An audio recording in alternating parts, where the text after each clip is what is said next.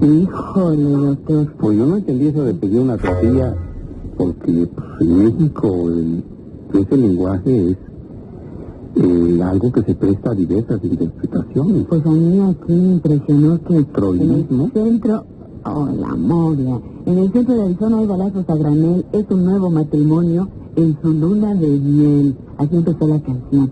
Y así empezamos, doctor, algunas veces.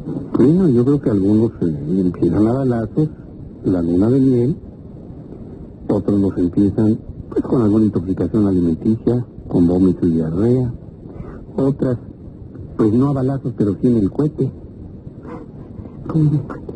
Bueno, el novio se le ocurre iniciar la formación de una familia en estado de ebriedad. Él dice que porque tuvo que brindar en todas las mesas, había 400. Ya pues, imagínate las consecuencias. Ay, claro, brindando en cada mesa. Y una familia que empieza con un drama de esa naturaleza, a balazos o a cuetazos, bueno, pues difícilmente creemos se podrá organizar lo suficientemente bien o saludablemente como para que se constituya en una célula social. Ernesto, fíjate que yo creo que no es la primera vez que lo vivimos, pero quisiera retomarlo y comentarlo en este programa. Sobre todo por el tema de hoy, que es la familia. Yo creo que en más de una ocasión a ti te han dicho que la propuesta de este programa es digna de locos. ¿Cómo se nos ocurre? ¿Qué tipo de familia quieren, Patricia? Me han dicho. Están completamente fuera de contexto. ¿Ustedes piensan que van a cambiar las cosas? Pues no. ¿Ustedes creen que las familias van a llevarse mejor porque les digan que no se unan en la enfermedad sino en la salud? Pues sí. Entonces hay una propuesta, Ernesto, que puede parecer de locos para muchos. ¿Cómo intentar ser una familia no estereotipada, no vinculada a la enfermedad? Nosotros proponemos la salud como alternativa, por lo menos un poco más sanos que como hasta ahora hemos estado. La familia idealizada, la familia de los cuentos de hadas, las familias de jugar a la los casita. juguitos y de jugar a la casita, de momento no existen. La realidad, la cotidianidad nos ha enfrentado a una familia que muchas horas ocupa a los responsables de la salud de las emociones. Los psicólogos, los psiquiatras, los terapeutas, las clínicas. Los sociólogos dicen que algunos ministros de los cultos religiosos en boga, dicen que también algunos sectores del gobierno federal y del gobierno del Distrito Federal se preocupan por la familia. Bueno, antes había incluso instituciones para la familia. Todavía hay los restos, lo que queda, de una que fue muy buena, todavía le dicen DIF. Y bueno, se pretendía lograr la integración de la familia, pues me imagino que porque suponían en el Estado mexicano y en el gobierno federal que la familia estaba desintegrada o a punto de desintegrarse. Sin embargo, todos estos pensamientos, todos estos programas de acción, todas estas teorías, estas ideas, nos hacen verdaderamente sentirnos empantanados en el concepto y en las ideas que se tienen de la familia. Son muchas. Es un poquito como la idea del amor, o como la idea del mal o del bien. Pues cada quien puede expresar lo que se le pegue la gana acerca de algo que ha sido una célula social, ya desde tiempo inmemorial, aunque no se llamara necesariamente así, o no se tuviera un concepto de familia como la familia nuclear que creemos que el día de hoy somos la compañera, yo y los niños, los otros y los tuyos y los nuestros, etcétera, ¿no? No la familia de origen porque mis papás, mis hermanos, mis abuelos, etcétera, sino que hay un concepto de familia tan particular, podríamos decir tan singular, y quizá, aunque parezca una barbaridad, tan individual, que yo creo que cada uno de nosotros lleva consigo pues una carga de información, una carga de experiencias, de sentimientos y de proyectos cuando se nos ocurre el término o el concepto familia. Hace pues todos los siglos que se puedan imaginar después del Jurásico, que los primeros hombres, como lo hemos repetido en infinidad de programas, se agrupaban como cualquier grupo, valga la redundancia, de antropoides o de animales superiores, que trataban de protegerse, de cuidarse entre sí, de conseguir alimento, de defenderse, pues, de las agresiones de la naturaleza o de otros grupos. Y el clan, el grupo, sobre todo en el nomadismo, pues es la primera idea que el ser humano empezó, yo creo, a concebir y a necesitar, de la necesidad de convivir con otros que persiguieran un fin común, en lugar de vivir aislado, solitario y sujeto, como se puede deducir, pues a los embates de la naturaleza, del tiempo, de los enemigos, de otros animales. Entonces, en la mente de aquel hombre primitivo tiene que haber surgido esta idea por instinto. Y esa idea, convertida en instinto y en acción, se llamó sentimiento gregario, instinto gregario, agrupar.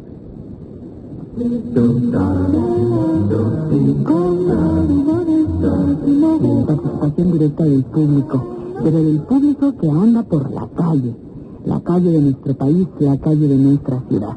¿Qué valor tiene para ustedes la familia? Alberto Lux encontró esta respuesta. Bueno, pues la familia principalmente es el centro de la comunidad, ¿no? Es el núcleo, la célula de la comunidad, entonces siempre debemos de tener un pensamiento más tradicional, pienso yo, hacia todo lo que es el núcleo familiar, y no como ahora que está cada vez más explayándose hacia otros lados de más libertinaje. Bueno, yo creo que es la parte más importante de la sociedad, de hecho la sociedad precisamente por esto, ¿no? Es la célula que crea todo o que conlleva todo lo demás. Es básico, yo creo que es todo, ¿no? Es la unidad, es la moral, o sea, sin familia no hay unión, ¿no? Es lo que debe como valor, eso es esencial en este tiempo sobre todo. Es el principal valor que debe obtener cualquier ser humano, ¿no? Es lo primordial, lo más importante en la vida, formar una familia. El valor máximo, ¿no? Es la integración de la familia, ¿sí?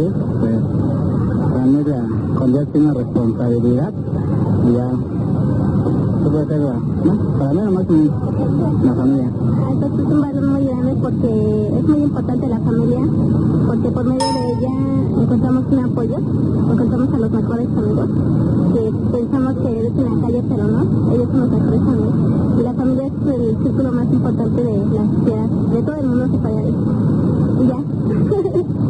Pues la familia es el núcleo de la sociedad, entonces la familia tiene que prevalecer siempre, tiene que estar lo más importante unida. La familia es el Estado, la familia es todo lo que compone una ciudad.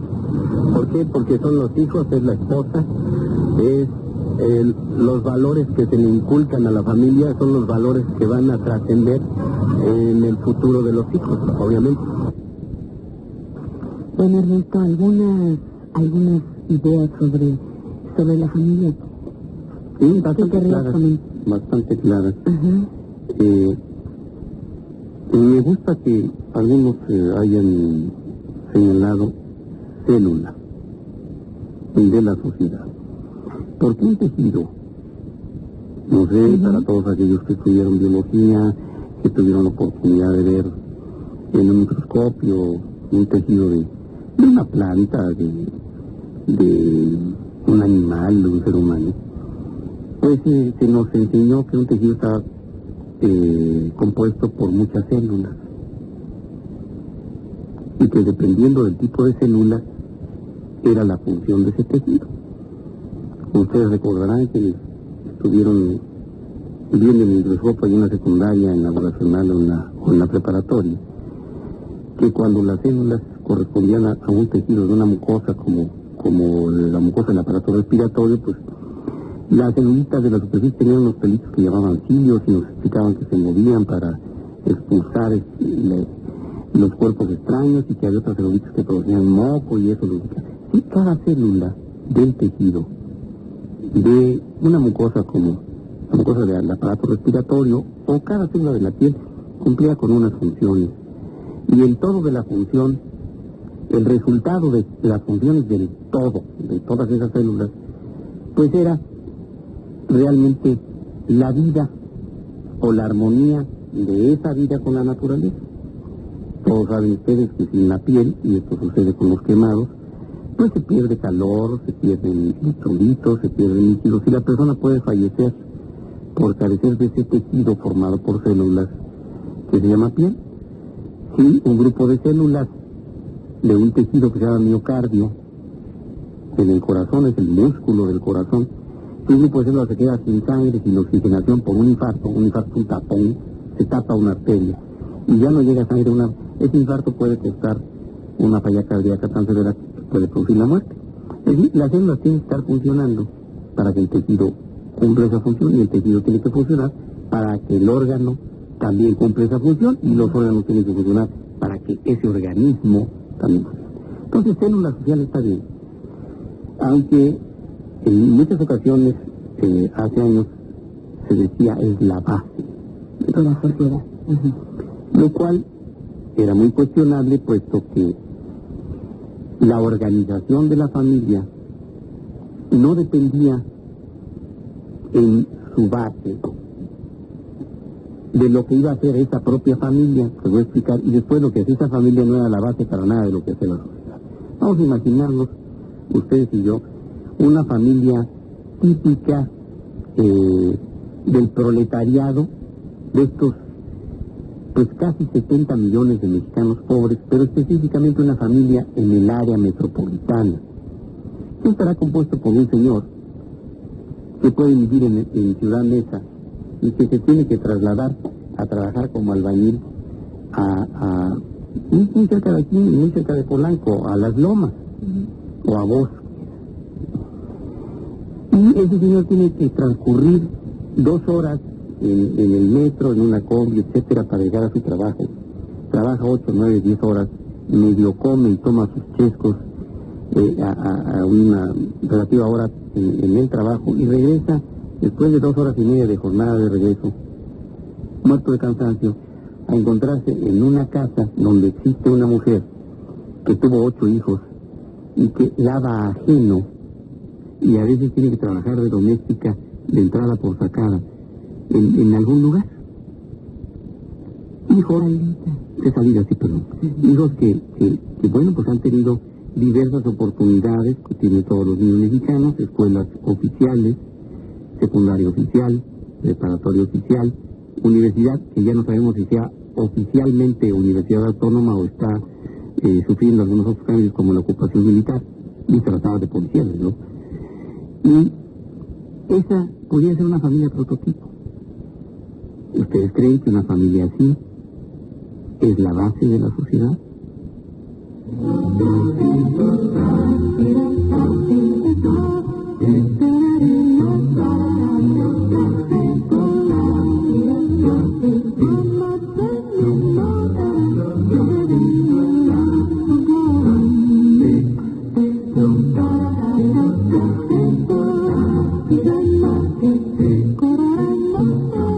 Pero fíjate que, independientemente de sus problemas de espacio, vivían en una casa de interés social, donde pues se lavaban los dientes en el mismo momento que estaban zurrando en el inodoro, porque el lavabo queda muy pegadito al guate, entonces aprovechan mientras están haciendo del 1 y del 2 para lavarse los dientes y para hacerse tubos si son cocinitas. Pero en las canciones de Cristiel hay una cosa muy curiosa. Aparece nada más un abuelito de Cristiel, el coronel Soler, cuya tumba está allá en el Panteón Juan de la Luz Enrique Celurizada, la tengo retratada, ¿eh? Y aparecen siempre las mamás o las abuelitas. La mamá de la patita es mamá de los patitos, pero el pato, misógino, gruñón y todo. Misópata. ¿No? ¿Misópata? Misópato sería, misópato, sí. Bueno, pues, Rita Redondean, mi papá y los cochinitos tampoco, a menos que ya le hubieran hecho jamón. El teléfono, la del telefonito, también vivía sola. Sí, no, los papás están ausentes. Mira, hay incluso otro ejemplo de la familia mexicana para que vean que no puede ser la base de la sociedad. Hay la familia del señor que ahorita no vive con su familia porque está en Almoloyita. Lo pasaron de Almoloya para Almoloyita. Pero fíjense, tuvo 3 matrimonios. Anduvo con una bola de viejas, incluso una María que era sevillana, que se retrató posando pero con ese no es el prototipo de la familia. Por eso te digo, entonces, cuando dicen que la familia es la base, esa familia, como la del albañil de Ciudad Neza, no es la base de la sociedad. Sí, hay muchas células, sin comparación, sin comparación, sociales, que, bueno, constituyen una familia con sus peculiaridades de organización, de conducción, de funcionalidad, pues que no puede ser la base, son una célula de un tejido. A lo mejor el tejido social de Neza es diferente al tejido social del Paseo de la Reforma, donde vivía este celebérrimo, hoy día de hoy, indiciado, ¿verdad? Vamos a centrarnos el día de hoy. ¿A qué atribuyes tú como especialista en estos temas? ¿A qué atribuyes esta crisis? ¿Qué da origen y hacia dónde vamos? Hasta donde ha sido posible encontrar información, sobre todo sociológica, lo que se esperaba que fuera la familia tradicional en el mundo occidental, no en el mundo oriental, donde sigue conformándose de una manera ancestral. Las familias se unían como en el clan con el objetivo de tener una mayor productividad, es decir, producir ingresos o producir lo que se llaman ahora insumos para que fueran consumidos por los miembros de la familia. La familia típica rural, por ejemplo, en el siglo XIX en México, años antes de la mal llamada Revolución Mexicana, bueno, o buen llamada, pero pues era típicamente una población rural. La población de las ciudades era muy baja y estaba constituida por sectores divididos en clases muy bien estratificadas. La aristocracia, que eran las clases del poder, que eran los capitalistas, que podían ser los comerciantes y los industriales también, aliadas al poder político, aliadas a la iglesia. Luego las clases medias, en su mayor parte pequeños comerciantes, obreros calificados, gente que tenía lo que ahora se llama microindustrias, un taller de zapatería, un taller de sombrería, un taller de costura, que conformaban las clases medias, muy delimitada su estratificación frente a la aristocracia y mezclada relativamente con el proletariado, que estaba formado básicamente por núcleos campesinos y unos cuantos grupos obreros, dado que la revolución industrial en México es posterior a 1850, la primera gran fábrica textil, que es la fábrica de Cocolapan, que fundó Lucas Alamán en Orizaba, Veracruz. Es muy posterior, no recuerdo si está hecha en el 76, en 1976, pero es después de la mitad del siglo XIX.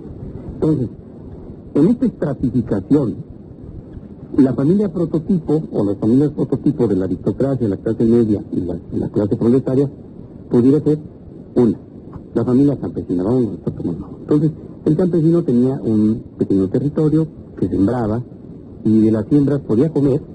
Una de las causas terribles de desertificación en México fue precisamente el monocultivo desde esas épocas, bueno, desde la época del virreinato hasta recién estos días, y cuando el campesino estaba en un territorio en el altiplano y cultivaba magueyes para que producían pulques, bueno, el monocultivo del maguey terminaba por agotar las tierras productivas, como lo ha hecho el monocultivo del maíz, que además ha causado un gravísimo proceso de erosión de los bosques, cuando el maíz agota las tierras bajas, agota las tierras de los valles y empieza a ascender en las montañas.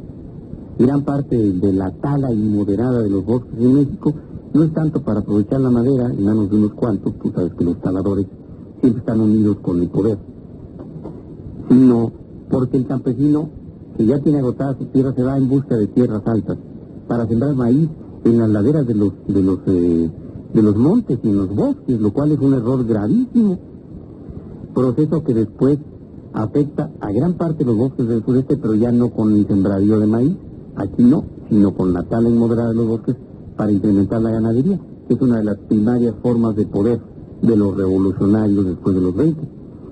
Entonces la familia tenía su terrenito, producían ahí, producía maíz, tenían para comer, y los excedentes de ese maíz que eran vendidos les daban para comprar frijoles. Dentro de esa economía había también un gallinero, que había un chiquero, o una porqueriza o chanchero, se llama, chanchera creo que se llama en Centroamérica. Y esto le proporcionaba alimento a la familia, entonces era una economía nuclear, una economía familiar de autoconsumo. Lo que ellos producían, lo consumían. Ese es uno de los prototipos. Ahorita vamos al otro.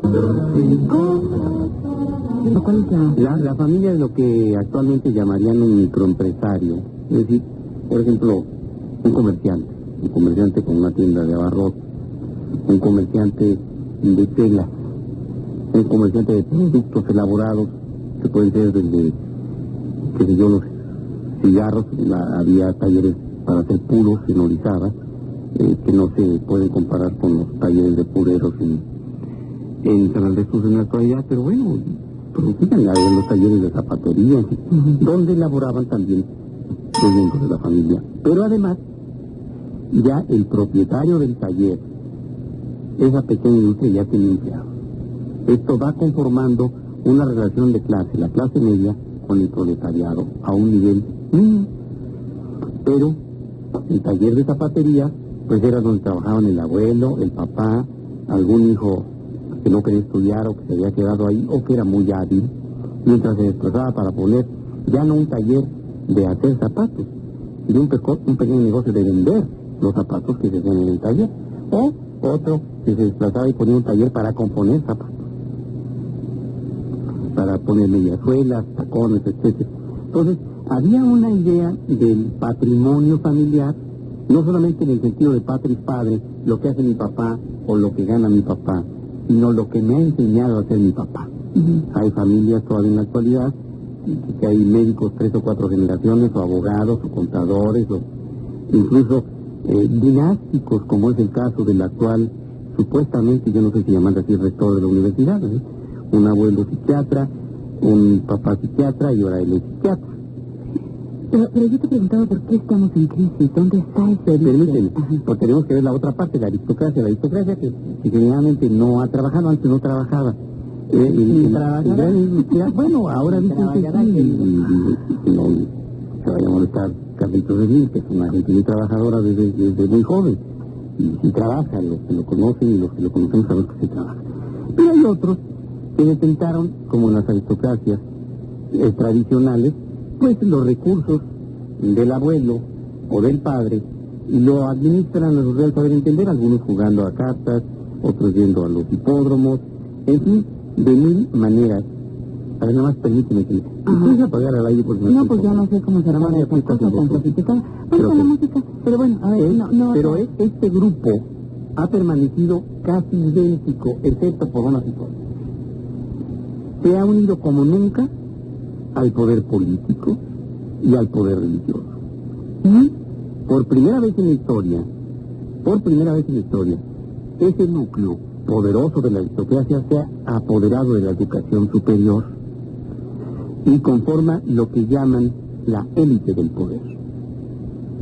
Núcleo cerradísimo para el cual trabajan los trabajadores, valga la redundancia, de la mayor parte de las familias en este país. Se llaman ahora empresarios. Emprenden un negocio con el dinero de otros, generalmente el dinero prestado, el dinero del contribuyente, como pasó con la banca, o cuando fue oficializada, y como sigue pasando ahora que se desoficializó y se privatizó. Entonces trabajan con dinero que no es suyo, trabajando o poniendo a trabajar a otros, explotando la mano de obra, que es la única fuerza, o es lo único que puede vender un proletario. Lo único que tiene es para vender su fuerza. Entonces compran la fuerza de trabajo, lo ponen, y entonces se constituyen familias cuya unión sigue siendo estrecha porque se casan entre sí, y porque son los únicos que pueden, entre comillas, decir que existen tradiciones que se han conservado con el grupo conservador, el grupo del status quo, el grupo que no quiere que se mueva nada, pues porque no hacen casi nada, y siguen pasando de las vacaciones en la costa fulanita a las vacaciones en la costa otra, las reuniones en tal parte, los centros de reunión son los mismos, las direcciones y las distracciones también son los mismos, el golf, etc. Hay núcleos, hay verdaderos guetos del poder de las élites, donde se puede dar una cierta prolongación de la familia conservadora del siglo XIX. Y ahorita vamos a ver cuándo se rompe este esquema.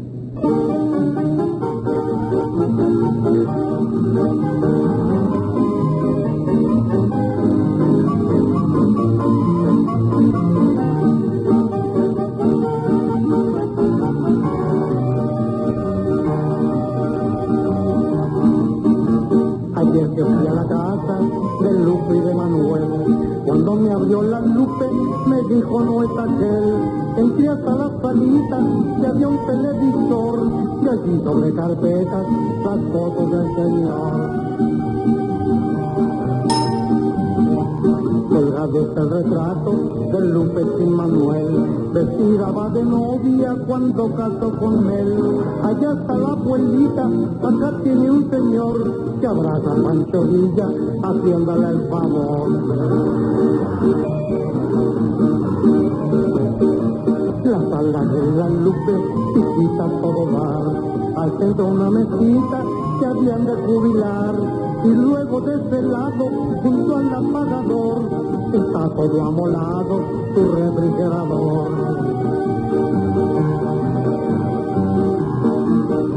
Eso que tiene Lupe le llama comedor. La mesa mantel de hule, tres sillas y un cajón, repleto de figuras que del aparador, recuerdos de pasteles, tres platos y un tibor. Tibor para que vean de casa, ¿no?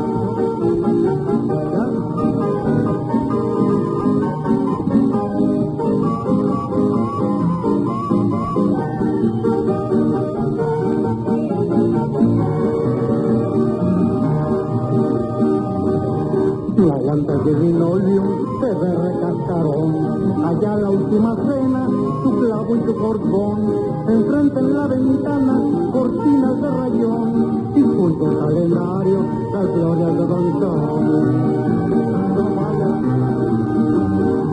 La puerta que da al baño, para entrar de refilón, tocó en la lavadora, que el día de impresión, colgado un tendedero, con la ropa interior, todita de la Lupe, ninguna del señor. Pues en paz, la tina llena de agua, con ropa de color, la clásica manguera, junto al irrigador, allá una bastinita, cascada por detrás, acá el papel del baño, y luego lo demás. Y fui hasta la cocina, más pronto me salí, olía muy mal en China, por trapos que hay ahí, los platos cochambrosos, creo que del día anterior, y dicen que a la Lupe le pega a su señor. ¿Cómo no, verdad? Coronga y agogó, tú no aguantas mucho. Bueno, yo digo.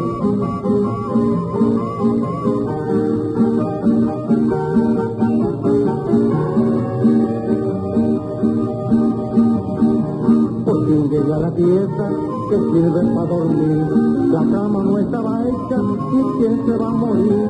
Aquí en el purocito un terno y un reloj, también la veladora a la Virgen del Perdón.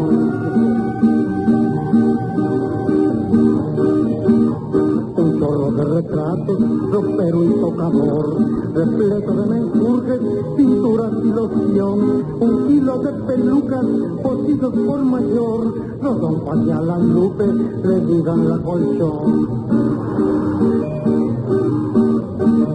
Me despedí de Lupe, saludos a Manuel, besitos para el perro, patadas para él.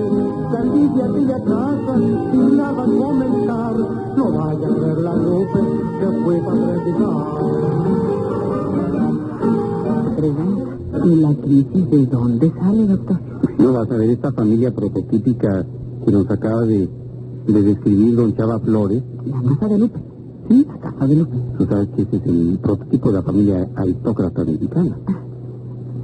No, en realidad él era la familia hasta los 60, que tiene estas características. Una de las cosas que quiero destacar como paréntesis es que un día le dije a la compañera que yo me sentía muy mal de la panza y que cuando era yo chico me ponían siempre una lavativa. Nos daban una purga de aceite resino cada 6 meses y cuando estaba uno, le decía a mi mamá, con caca vieja, le ponían a uno una lavativa y era remedio para mucho.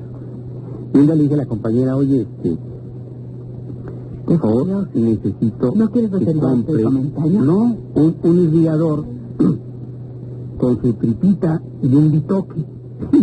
Eso se hace. Digo, ¿qué? ¿Y a poco no sabes que es un irrigador? Esto se puso roja porque se imaginó que eran los irrigadores que hoy venden para lavado vaginal. No, el irrigador que realmente ni deberían... De peltre, blanco, ahora de plástico. Una manguerita y un aditamento para introducirlo en tal vacía la parte que se llamaba bitoque o se llama bitoque.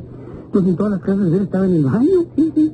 Ahí estaba yo, desde que me acuerdo de mi vida, ahí estaba en el baño. Yo no te preguntaba para qué era, no hay que poner la batida todos los días. Después me enteré para qué lo usaban también. Nada más se le cambiaba el bitoque para no contaminar. ¿Qué ver el bitoque y el irrigador con la crisis de la familia? No, entiendo. Así eran todas las casas. En fin. Pero yo quiero saber de la crisis. Sucede que a principios, bien entrado ya el siglo XVIII y a principios del siglo XX, los mexicanos, como gran parte de los varones del mundo occidental, son presos o presa de la llamada revolución industrial. Los grandes consorcios empiezan a tratar de producir básicamente acero para construir desde edificios, torres Eiffel, barcos, armamento, etcétera, y surgen las fábricas, y entonces los hombres se tienen que desplazar a dos partes: a las minas de carbón, es decir, a tratar de encontrar el combustible para alimentar las fábricas, las calderas, etcétera, los crisores, y a trabajar en las fábricas. Y la economía de autoconsumo de la familia se desintegra, porque uno de los miembros, que era entonces el jefe del clan, entre comillas, se desplaza a trabajar de 10 a 14 horas y a tener un ingreso que no dependía de los ciclos del tiempo. Nevara, granizara, hubiera sequía, la tierra no produjera nada. Había papas para comer en Europa si el hombre trabajaba como obrero vendiendo su fuerza de trabajo. Eso hace que empiece un reacomodo en la familia proletaria de las fuerzas en ese desplazamiento del campo a la ciudad, porque las fábricas, en un inicio y todavía en la actualidad, se ubican en las ciudades. Y entonces la mano de obra, que ya estaba distribuida en el siglo XIX, los comerciantes, los mercaderes, los aristócratas, los políticos, el clero y la milicia, porque la milicia ocupa una gran cantidad de jefes de familia, Gran parte de los mexicanos sin trabajo se van al ejército, y así ha sido por siglos, no creo que está ahorita.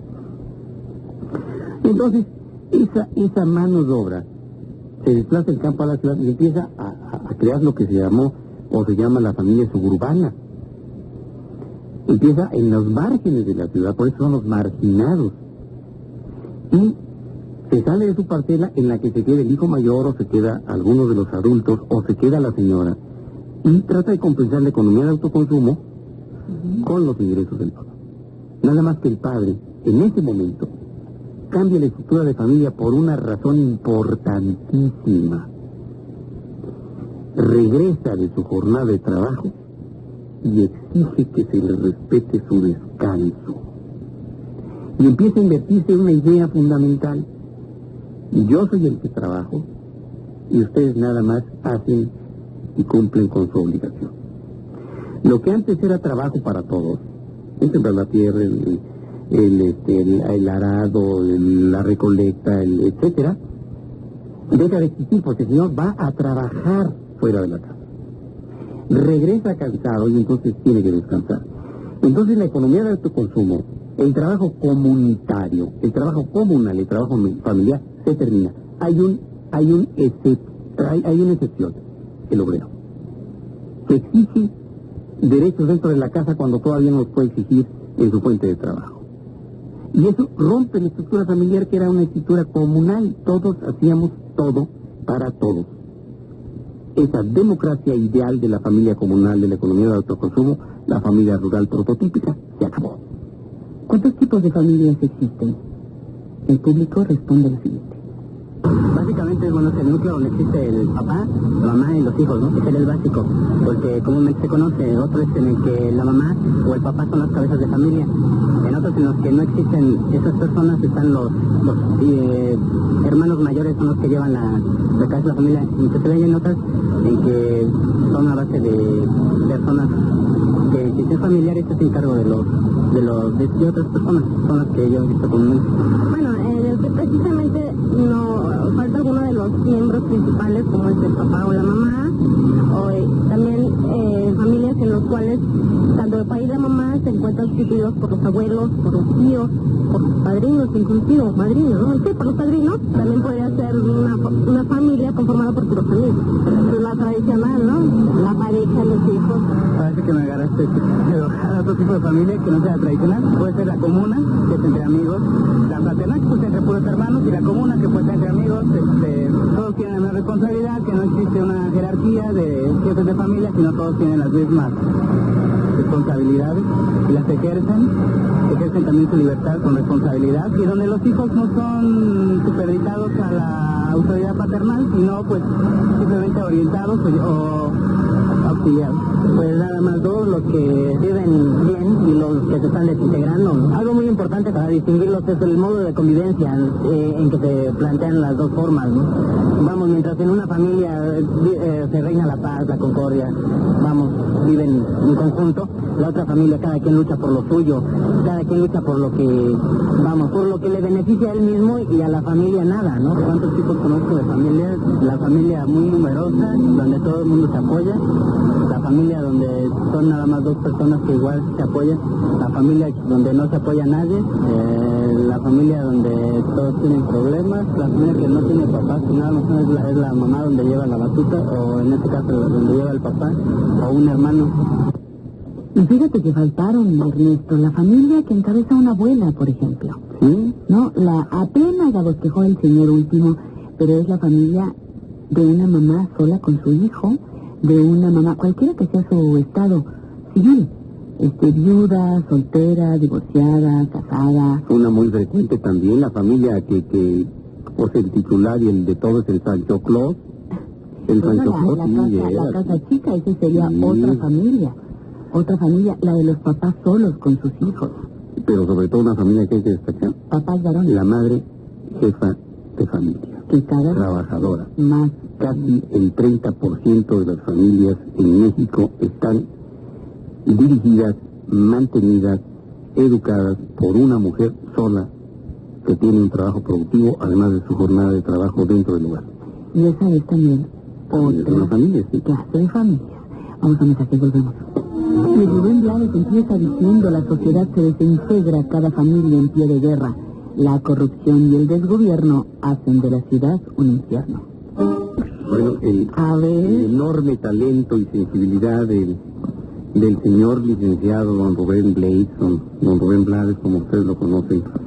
Pues yo pensé que iba a decir del productor que escogió esta música. De don Enrique González, desde luego, con esa sensibilidad y ese conocimiento que asombra y rebasa la capacidad de asombro todos los días, que nos trae esta maravilla de música y de letras, ya ni siquiera para darle un ejemplo de lo que es la calidad a nuestros productores de música y de discos.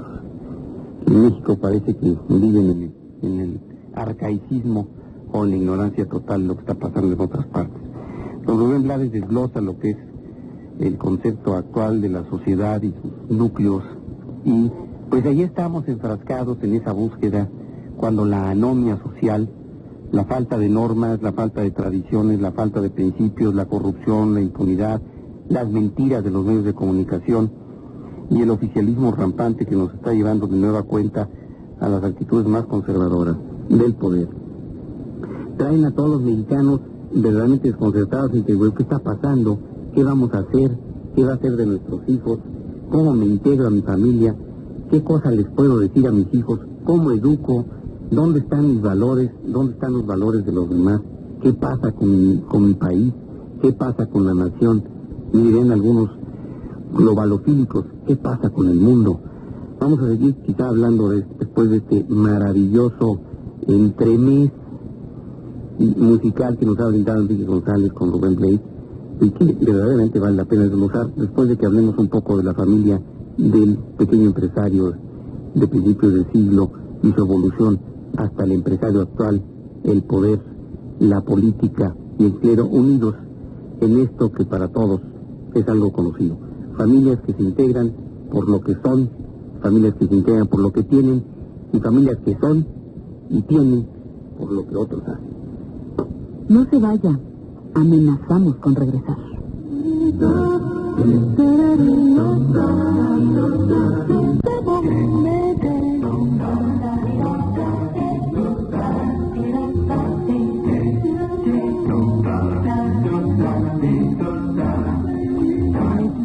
¿Qué dices de la canción de Rubén Blades? Que te encanta, y ahora con esta canción yo creo que todavía más. Por supuesto, uno de mis héroes culturales, el otro ya después de ser abajo firmante en contra de los muchachos universitarios, ya cayó en mi gracia don Carlos Fuentes, la estimamos. Pero bueno, tan buena puntuación que llevaba. Estaba bien. Fíjate que en la pregunta que me has hecho, y empecé por intentar en forma muy, por supuesto, restringida, hablar primero de la familia proletaria y el cambio que sufrió a raíz de la sociedad industrial. La canción de Rubén Blades nos ubica en un contexto global que tan de moda está, y dice: la sociedad se desintegra, cada familia en pie de guerra, la corrupción y el desgobierno hacen de la ciudad un infierno. Gritos y acusaciones, mentiras y traiciones hacen que la razón desaparezca. Nace la indiferencia, se anula la conciencia, y no hay idea de que no se desvanezca, y todo el mundo jura que no entiende por qué sus sueños hoy se vuelven mierda. Y hablan del pasado en el presente, culpando a los demás por el problema de nuestra común hipocresía. Este primer párrafo, pues bueno, nos permite definitivamente entender que la familia, como célula social, es víctima del cáncer de la misma sociedad. Tú sabes que los cánceres son crecimientos celulares desordenados, proliferación de células sin control, sin ningún control, y que bueno, van afectando a los tejidos sanos adyacentes a los que quedan juntos. Así, la familia, en términos generales, en su anomia social, en su falta de definiciones, en su falta de valores en común, etcétera, de la misma manera que ha sufrido los embates de una sociedad industrial en el siglo XIX, pues en este siglo de la globalización y la comunicación, la familia como célula social ha recibido el cáncer de la corrupción y del neocolonialismo, con todo lo que esto supone.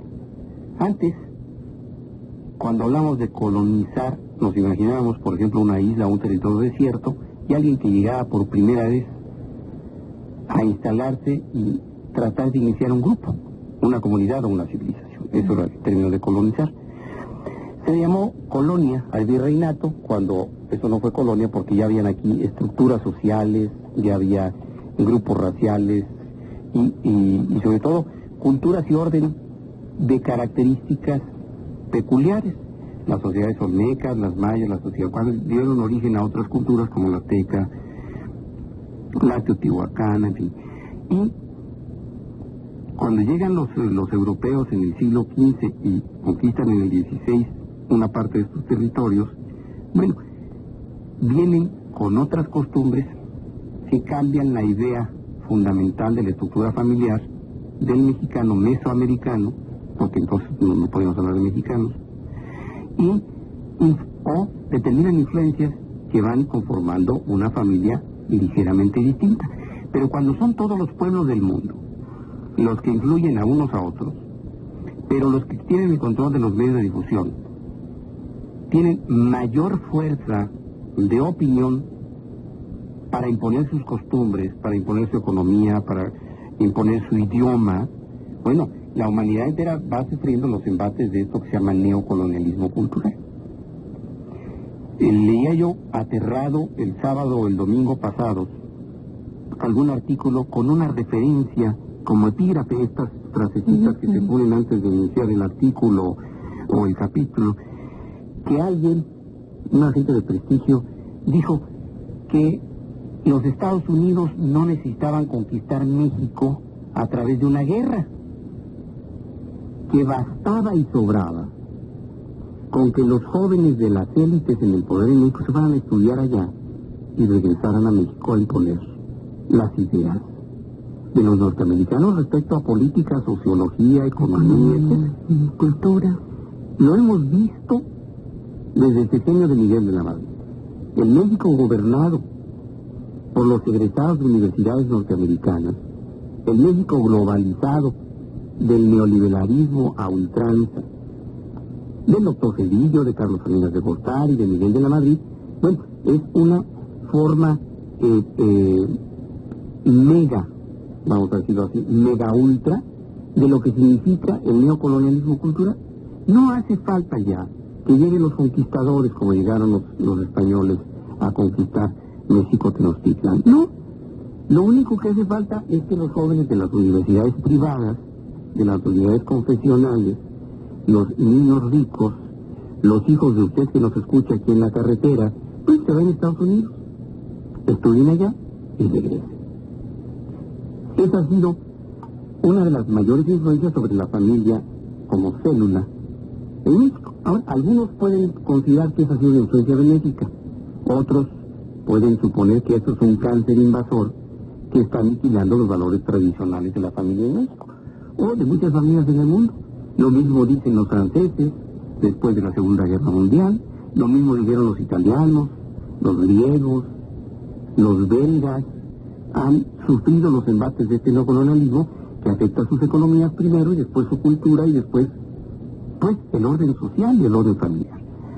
Los países de la esfera soviética, hasta el término, después de la perestroika, de esta configuración de países, 16 países que formaban la Unión de Repúblicas Socialistas Soviéticas, lo mismo deben haber dicho los lituanos, los eslovacos, los yugoslavos, los rumanos, los habitantes de Georgia, pues deben haber dicho en algún momento, bueno, nuestras costumbres han sido afectadas por la manera de pensar del pueblo ruso, porque la sede del poder soviético está en Moscú. En fin, ha habido influencias de todos tipos. Y obviamente se incide sobre los núcleos sociales como conglomerado, y los pequeños núcleos, los micro, las celulitas, que son las familias. Hay personas en México, decía el artículo que te comento, que han de estarse preguntando en este momento, oye, ¿y cómo se dice ok en inglés? Es decir, está tan introyectado ya este anglicismo, ok, que muchos se han de preguntar cómo se dice ok en inglés. O bye, ¿cómo se dirá bye en inglés? O discoteca. Como decía, ¿quién decía, don Porfirio Díaz, o quién? Pobre de Dios, digo, pobre de México. Tan lejos de Dios y tan cerca de los Estados Unidos. Entonces, bueno, ahí está una de las grandes influencias que desarticula y disfunciona a las familias.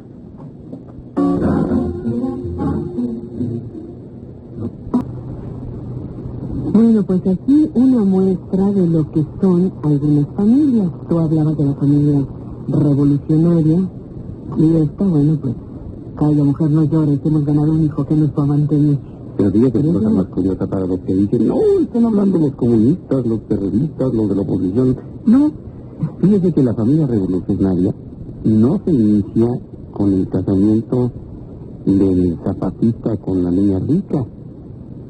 ¿Saben de quién lo copiaron en este proceso de cambio de la familia mexicana? Pues de Porfis.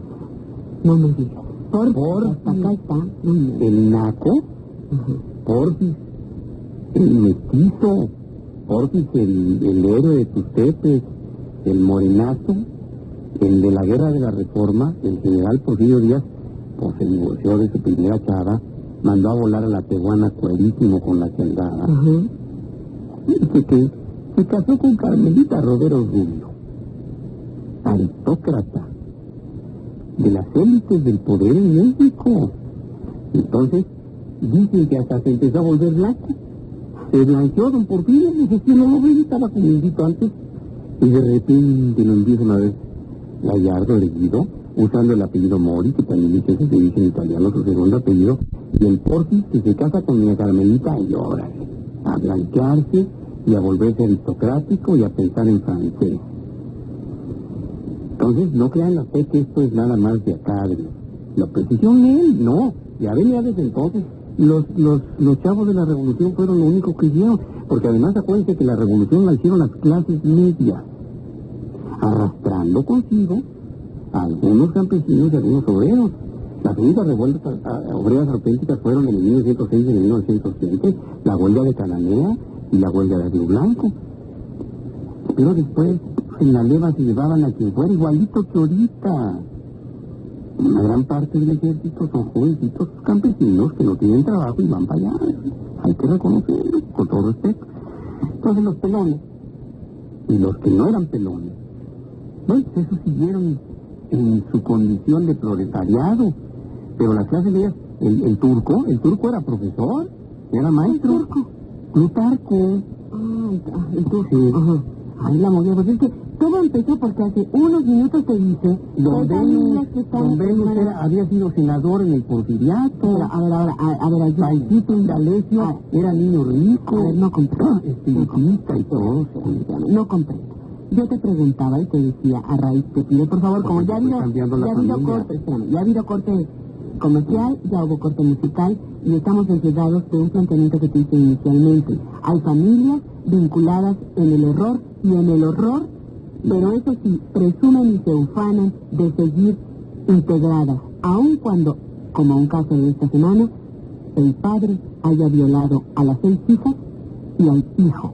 Pero están unidos, siguen juntos tantos años. Por eso, ahí está el paso de la moral social de los grupos llamados el proletariado, que siguen hasta la fecha teniendo una familia nuclear y a veces la economía de autoconsumo, que sigue más o menos las tradiciones, pero cuando el obrero se convierte en empresario, este señor del ejemplo que ponía, pues tiene los puestos en el mercado, es decir, ya es un comerciante. ¿Cuál es la característica del comerciante? El comerciante le compra al productor sus productos, valga la redundancia. Es decir, el comerciante no trabaja la tierra, no trabaja el torno, no trabaja la fundición, no trabaja la mina. Él comercia, es decir, le compra lo que está produciendo y lo revende al consumidor. Es decir, es el intermediario. No sé si por eso se llaman clases medias, pero el comerciante es el intermediario. No, las clases medias son porque no están ni arriba ni hasta abajo. Ya no hay casi eso, pero bueno. Entonces, en el momento en que el proletario se convierte en comerciante y ya no trabaja, su esquema familiar cambia. Él va buscando poder y dinero, y consecuentemente sexo, porque puede pagar otra casa, puede tener una casa chica, pero este papá del que hablaba puede seducir por comida, vivía con su familia, pero puede seducir incluso por comida, pero es un caso del violador, que a pesar de la frecuencia, bueno, esperemos que no sea el prototipo de ningún tipo de familia mexicana, aunque se necesitara, pero cuando el comerciante detenta el poder, tiene derecho de pernada sobre algunas personas sin recursos. Oiga, bueno, esto lo veíamos en algunas películas de los 50. Oiga, patroncito, no me puedes fiar 10 kilos de frijol. Pues sí, pero pásate a la trastienda, mamacita, ¿verdad? Y pues ya sabes, ya cómo no.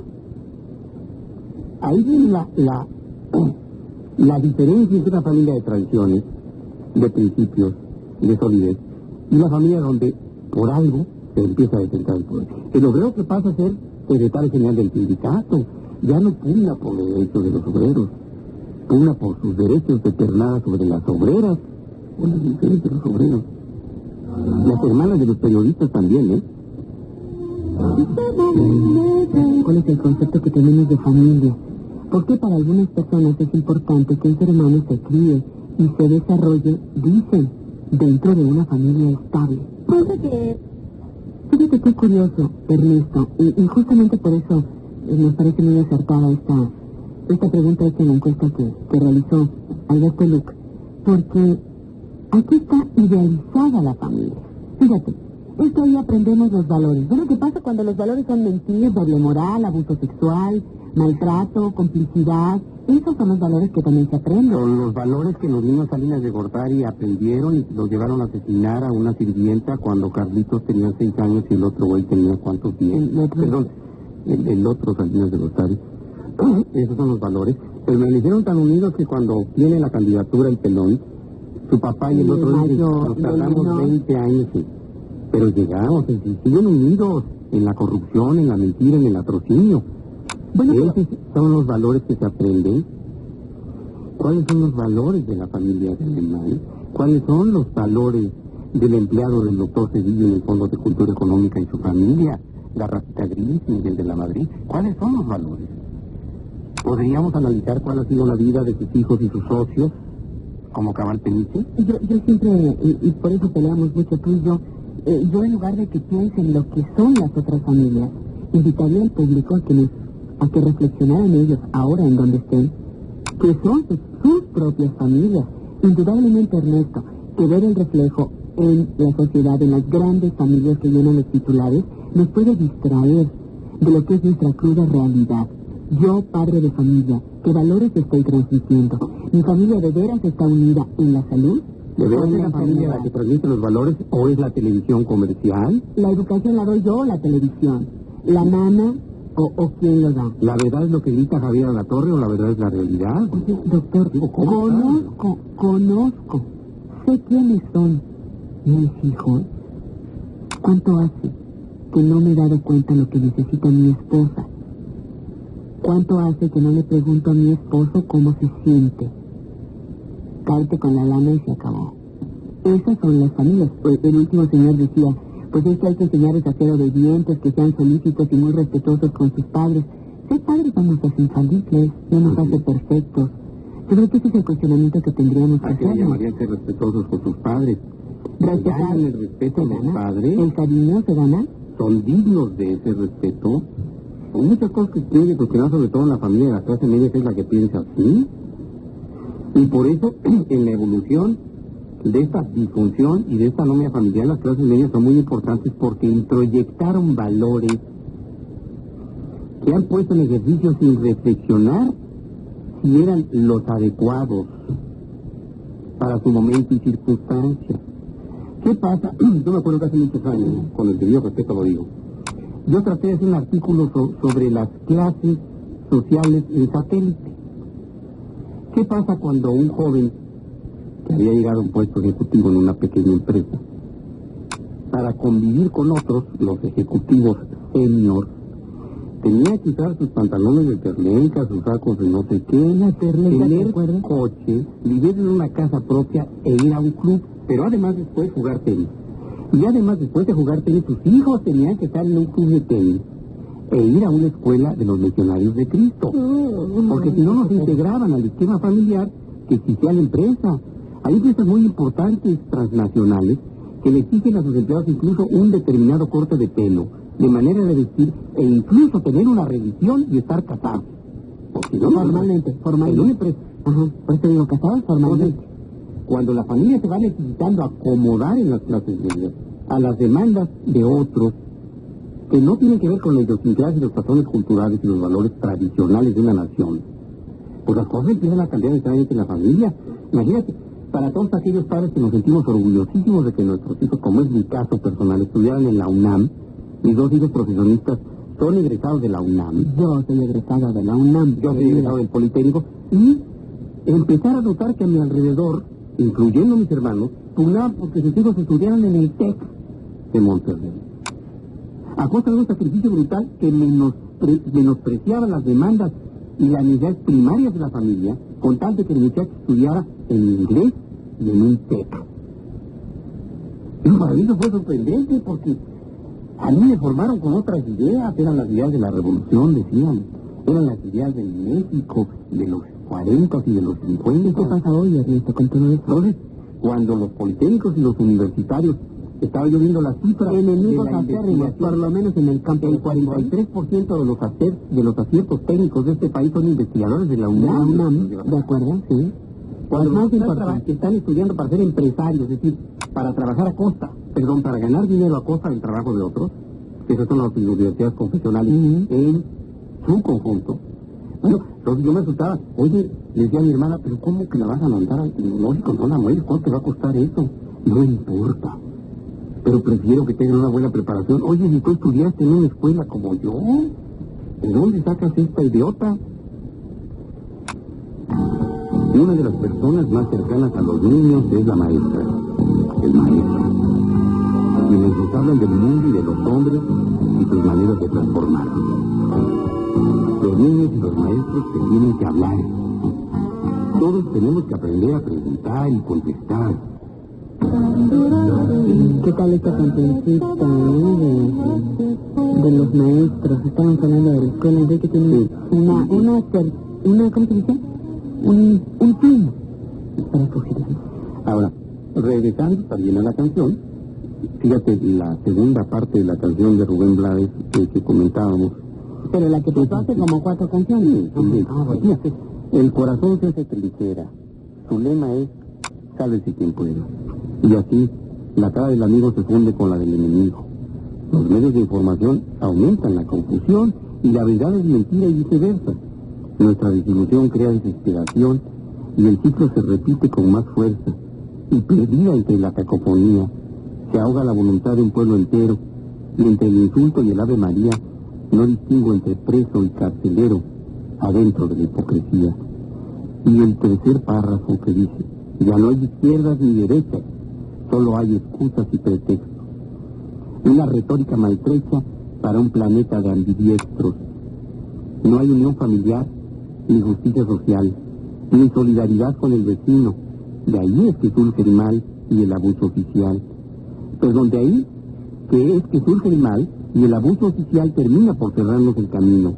Y todo el mundo insiste que no entiende, porque los sueños de hoy se vuelven mierda. Y hablamos del pasado en el presente, dejando que el futuro se nos pierda, viviendo entre la hipocresía. Esto dice Rubén Blades. Pero, ¿qué sucede cuando estas clases medias suben los embates de la globalización, del neoliberalismo, del neocolonialismo cultural, de una serie de tradiciones y ambiciones y expectativas de muchas de las familias de las clases medias? Yo quiero que mi hijo sea profesional para servir la patria al servicio de la... Sí, pero ahora... al servicio de la patria, dice el lema del Politécnico. Por mi raza la da el espíritu, dice la UNAM. No, estás loco. Tú tienes que tener la mayor posibilidad de tener recursos económicos. ¿Cómo que la técnica al servicio de la patria? ¿Cuál patria? A mí, si yo me sacrifiqué por ti, tú estudia ya en el extranjero y vuélvete maestro o doctor en economía y ven a México a hacerte rico, a tener el poder, pugna por tener el poder. Alíate a los poderosos, alíate a la iglesia. Te tienes que hacer amigo de Marcial Maciel, si no, ¿cómo la vas a hacer? No juegues. Entonces, ahí está el empuje, ya no por la idea de superación académica que se tuvo en tu generación y en la mía, y quizá en otras, ¿no? No seas bruto, pues ¿cómo que te vas a quedar ahí? ¿Cómo que servicio social? Estás güey, hombre, si te dimos una carrera es para que tengas dinero. Además, ¿quién nos va a mantener si ya te mantuvimos? Si nosotros tenemos carrera, porque de viejos, pues, ¿qué va a hacer de nosotros? No, a ver cómo haces, pero tú, mira un cochecito, pues ¿cómo vas a andar así? ¿Y si no te das cuenta, tu cuñado, el carro que tienes, tú cómo vas a andar en ese bocho? No, para eso no estudiaste para mediocre. ¿Cómo que estudiaste para mediocre? No, estás equivocado, estudiaste para tener poder y dinero. Por lo que te escuché decir hace rato, Ernesto, te leo un mini cuento, antes de irnos a corte comercial, te leo un mini cuento que dice: 3 personas adultas estaban tomando un café en la cocina, mientras los niños andaban jugando por el suelo. La conversación versaba sobre lo que harían en caso de peligro, y cada una de las 3 personas dijo que lo primero que haría sería poner a salvo a los niños. De pronto, reventó la válvula de seguridad de la olla a presión y toda la cocina se llenó al instante de vapor. En cuestión de segundos, todos estaban fuera de la cocina, excepto los niños que seguían jugando en el piso. ¿Qué? Que ni mandado a hacer para lo que estabas diciendo. ¿Qué tanto estamos de veras, Ernesto, preparados para una respuesta a lo que tú propones, o vivimos en el sálvese quien pueda? En el yo primero, mi interés primero, mi comodidad primero. Yo primero, aunque mi discurso sea otro. Sí, pero fíjate que yo ni siquiera me atrevo a hacer una propuesta. Yo trato de examinar a la luz de las ciencias del comportamiento, de la sociología y de la historia reciente, pues lo que ha pasado con la familia. Pero ¿qué ha pasado? ¿Por qué? en la consulta privada y por qué en nuestros programas de radio surge siempre este cuestionamiento: ¿qué es la familia? ¿Para dónde va? ¿Cómo se forma? ¿Cuál es el concepto? ¿Cómo se puede definir? ¿Cómo está organizada? ¿Qué tipo de familia es la que está bien? ¿Cuál no está bien? ¿Qué es organización familiar? ¿Cuáles son los...? Pues la mejor familia es la que a ti te convenga y te permita nacer y crecer y desarrollarte en salud. Ya no voy a saber si con papá, si con mamá, si con 2 abuelas, si con 3 tías de un niño. Por eso ya no se puede caer en eso. Yo pienso que es un microanálisis muy primitivo y muy reduccionista en este tiempo. Pero ante la pregunta de la familia, y nos falta por último, yo creo, tratar de ver la familia en el poder, la familia aristócrata, las élites, que no creo que sabrá que son las familias bien, ¿no? Fíjate que yo, a ver, ¿cómo le hacemos? ¿Cómo le hacemos, Ernesto? Porque yo quiero que hable de esa familia chiquita, de esa familia pequeñita, y no por el eslogan de la familia pequeña vive mejor, no por eso, sino esas nuevas familias que han surgido. La madre soltera justamente por la crisis de la pareja. La abuela con 2 nietos que se le quedaron, el padre soltero o el padre viudo o divorciado que se acompañan de los 2 hijos, la madre prolífica, viuda o divorciada, que es cabeza de familia, y tantas y tantas y tantas. A ver, de esas que ustedes conocen, de esas que son la realidad. Pues sí, pues no la fantasía. Sí, ni el poder tampoco. No juegan a la vivir, ojalá, doctor, ojalá las del poder fueran el ejemplo y el prototipo. Esos son una élite. Nosotros, los mortales, siempre te pregunto, ¿qué hacemos? No te ahogues, por favor. Y dice aquí esta pregunta: ¿qué ingredientes afectivos o actitudes propone usted para que dentro de la familia los miembros de ella convivan de una forma sana y armónica? ¡Ay, qué preguntota, doctor! Pues una familia debe de ser unida y los ingredientes emocionales es el afecto, simplemente. Todo con afecto, con cariño, sale adelante. Bueno, debe existir comprensión, desde luego el afecto, ¿no? Que se tengan, platicar, convivir, participar, ¿no? Todos, padres, hijos.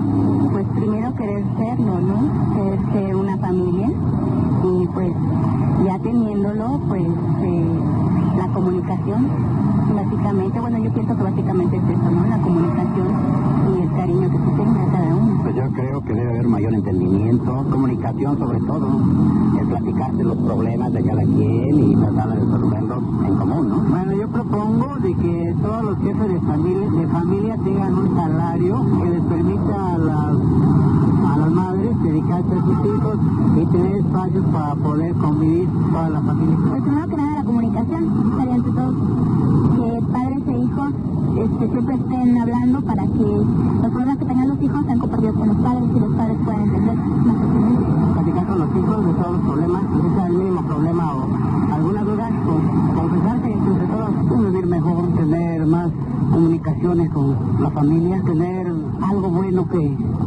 adelante, ¿no? Todos. Pues yo creo que antes que nada la comunicación, ¿no? Creo que la comunicación es básica, aparte de convivir en una armonía,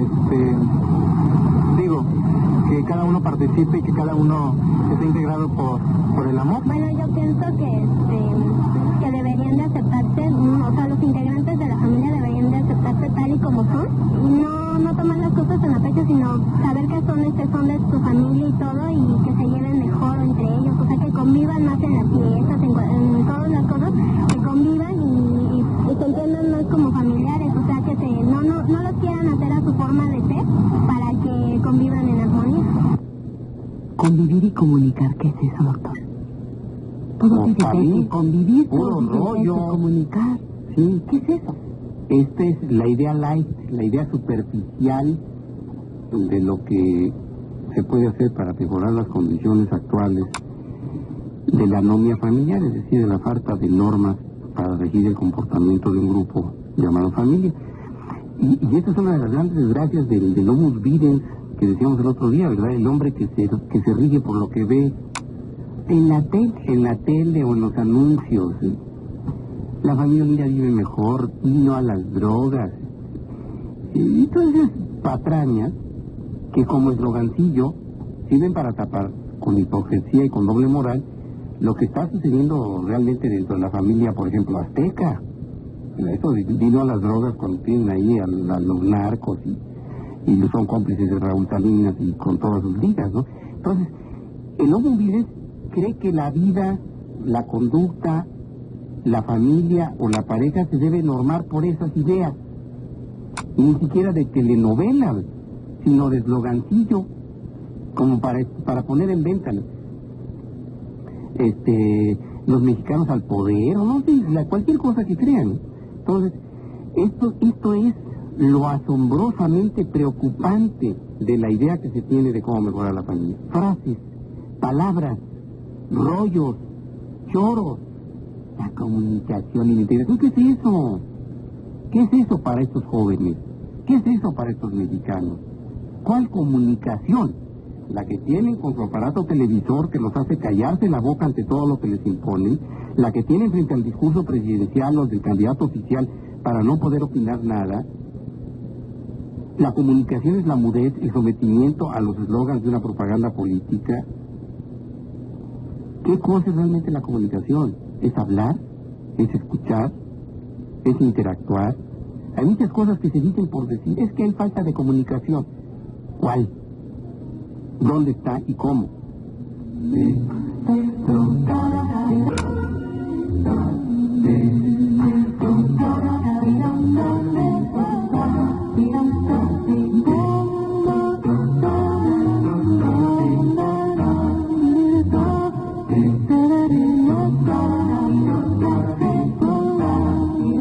Ernesto, ya nos vamos. Ya nos vamos unos cuantos minutos antes de concluir nuestro espacio, pero ¿con qué lo hacemos? Bueno, yo quiero reafirmar que el término de familia se aplica de una manera tan amplia a muy diversas formas de interacción y de convivencia social entre consanguíneos que no permiten por el día de hoy establecer normas que sean como el código que debiese regir en principio el comportamiento familiar. Creo que si en medicina el apotegma de no hay enfermedades sino enfermos nos hace coincidir a todos los médicos en que cada enfermo tiene una modalidad, una peculiaridad, una singularidad, aunque padezca lo mismo que otro. Pongo un ejemplo, el diabético puede manifestar una serie de síntomas que pueden ser distintos a los de otro diabético, distintos a los de un tercero o de un cuarto diabético. Un resfriado común puede dar síntomas diversos en distintos individuos. Así, el hablar de familia debe ser aplicado de una manera singular. No podría yo decir en este sentido personalizado, pero sí, una familia es un grupo con peculiaridades y singularidades que no se parecen a las de otro. Mi familia de origen, la mía como la de usted, mis padres, mis abuelos, mis tías, mis tíos, mis hermanos, tuvo características que no tiene el día de hoy mi familia nuclear, es decir, la familia con la que yo formo un núcleo el día de hoy. Las familias de mis hermanos con la misma familia de origen han sido organizadas e integradas de otra manera, con sus singularidades y peculiaridades. Las de mis conocidos, las de mis pacientes, las de mis amigos también, y eso le sucede a usted que nos esté escuchando. Entonces, no podemos hablar de la familia, pero vamos a hablar de las familias y su manera de organizarse. Aunque habrá que tratar de encontrar dentro de esa definición algunas características que sí le son comunes, o comunes, mejor dicho, a todas las familias. En las familias hay un número de miembros X que se van a organizar de acuerdo con alguna jerarquía que se llama, en el sentido sociológico, no psiquiátrico, autoridad. En una familia la autoridad puede ser el papá, en otra familia la autoridad es la mamá, en otras familias la autoridad se comparte entre el papá y la mamá, en otras la autoridad es el abuelo o es la abuela, en otras el niño, al niño se le confiere autoridad y poder, y la familia gira en torno a las decisiones, a las necesidades, a los caprichos o a las conductas del niño. Oye, vamos a ir este fin de semana a tal parte, no porque, pues cómo llevamos al niño, no tengo con quién dejarlo. O, oye, tenemos que ir no puedo porque el niño tiene que ir a su clase de natación, o tiene que ir al súper, etc. Y vamos delegando funciones. Entonces, hay que ver primero autoridad, luego principios y normas que por costumbre o tradición han regido la familia de origen y tratar de ver si son aplicadas o no, o si son además desechables por la familia nuclear actual, y cuáles son los límites en los que deben interactuar los grupos llamados familias. Quizá este es el término más difícil de entender, porque los límites no se imponen, los límites son necesarios para definir territorios de acción, de responsabilidad, de obligación o de deberes. Y desde luego también para fijar los límites entre derechos de uno en relación a los derechos de los demás. Este quizá debería ser el modelo teórico a seguir cuando nos atrevemos a hablar de la familia. Yo quitaría el singular y diría las familias. Y además agregaría las familias en el México del año 2000. O las familias en el área metropolitana del Valle de México en el año 2000. Hablar de otra forma sería generalizar equivocadamente.